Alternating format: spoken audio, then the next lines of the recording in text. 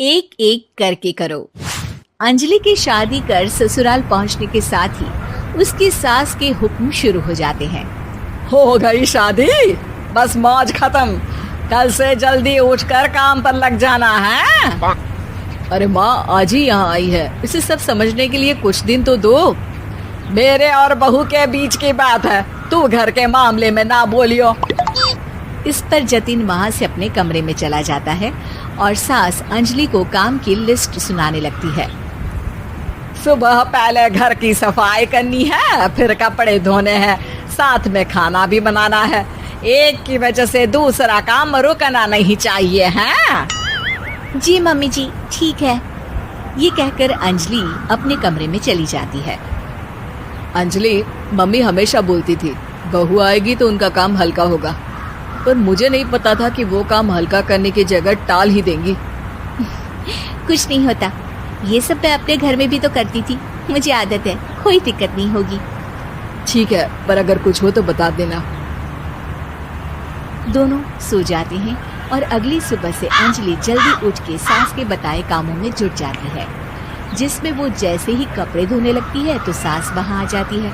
अरे सुनो, ये कपड़े ऐसे नहीं धुलेंगे, सबको डिवाइड कर फिर एक एक करके अलग अलग धोने हैं। क्या एक एक कपड़ा अलग करके? एक बार में सुनाई नहीं देता क्या? वही बोला है मैंने, लग जाओ काम पर हैं? सास की बात मानते हुए अंजलि एक एक करके कपड़े धोना शुरू करती है, जिसे करते हुए आधा दिन बीत जाता है। अरे रे, सुबह से कब दोपहर हो गई पता ही नहीं चला, अभी तो खाना भी बनाना है। अंजलि भागते हुए रसोई में जाती है, जहाँ उसकी सास पहले से ही उसे खड़ी मिलती है। खाना बना लेना, देखो पहले पकोड़े तल दो और एक एक पकोड़े अलग अलग तलना, नहीं तो कोई कच्चा कोई पक्का रह जाता है। सास की हर बात में एक एक की कहानी अंजलि के समझ में नहीं आती, लेकिन फिर भी वो बिना कुछ बोले काम करती रहती है। अगली सुबह फिर वही शुरू होता है और सास एक बार फिर खाने के समय रसोई में आती है। आज क्या बन रहा है हैं? वो जतिन ने भिंडी की सब्जी, रोटी और धनिया की चटनी बोली है, इसलिए वही बना रही हूँ। अरे वाह जी वाह, बढ़िया है। पर भिंडी एक एक करके धोना, फिर टोवेल से पोंछकर एक एक करके ही काटना, साथ ही धनिया की पत्ती भी एक एक करके ही धोना। अरे पर मम्मी जी। अरे क्या पर, सफाई का ध्यान रखना आता भी है या नहीं है? मैं ये सब सबकी हेल्थ के लिए ही तो कर रही हूँ ना, और तुम अर पर करती रहती हो हैं? सास की बातें सुन अंजलि हैरान रह जाती है। मैं तो सिर्फ सोचती थी कि जानबूझकर मेरा काम बढ़ाने के लिए ये सब करती हैं, पर ये तो काम बढ़ाने के साथ परेशान भी करना चाहती हैं। मैंने इनकी कौन सी बहस खोल दी जो इतनी दुश्मनी निकाल रही हैं? अब क्या करूं?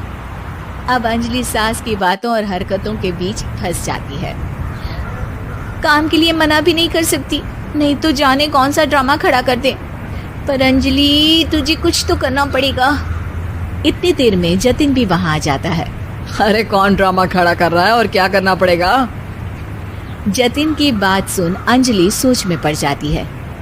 इन्हें सच बताऊं या नहीं? पर अगर ये गुस्सा हो गए तो? वैसे भी अपनी माँ से बहुत प्यार करते हैं, फिर उनके खिलाफ कुछ सुन कैसे लेंगे? अंजलि ये सब सोच ही रही होती है कि जतिन फिर बोलता है। अरे क्या हुआ, कहाँ खो गई? अरे नहीं कुछ नहीं, वो मैं टीवी सीरियल के बारे में सोच रही थी। यहाँ और कौन ड्रामा करेगा? अरे तुम भी ना, चलो मैं चलता हूँ। इसके बाद कुछ दिनों तक अंजलि सास को सबक सिखाने के लिए अलग अलग प्लान सोचती रहती है, पर उसे सास के एक एक करके काम करवाने की आदत बंद करने का कोई तोड़ नहीं मिलता।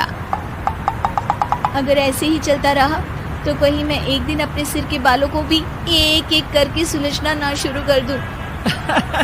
पगली हो गई है क्या? अकेले में क्या बड़बड़ किए जा रही हो? वैसे आज खाने में क्या है? आलू की सब्जी। तो फिर आलू को अच्छे से काट कर उसके कटे हुए कपड़ों को एक एक करके ही धोना है। बिल्कुल, इसे कैसे भूल सकती हूँ। मेरे जी का जंजाल। अरे बातें कम काम ज्यादा है।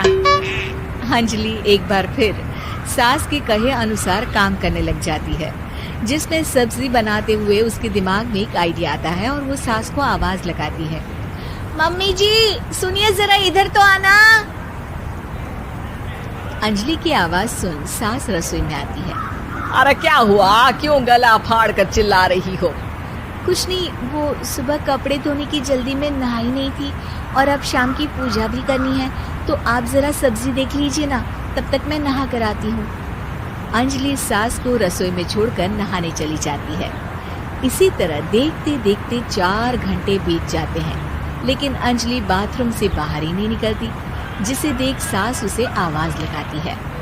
अरे बाथरूम में ही समाधि लगा ली क्या? यहाँ सब्जी बनकर ठंडी भी हो गई और अभी तक तेरा नहाना खत्म नहीं हुआ। मम्मी जी जैसे आप कहती हैं ना, मैं वैसे ही एक एक करके अपने बाल शैम्पू कर रही हूँ। तो अभी 3 घंटे और लगेंगे, तब तक काम और जतिन को खाना सर्व करना आप संभाल लेना। इस तरह अपने नहले पर बहू का दहला देख सास शॉक्ड रह जाती है, जिसके बाद से घर में एक एक करके करने का आलाप बंद हो जाता है।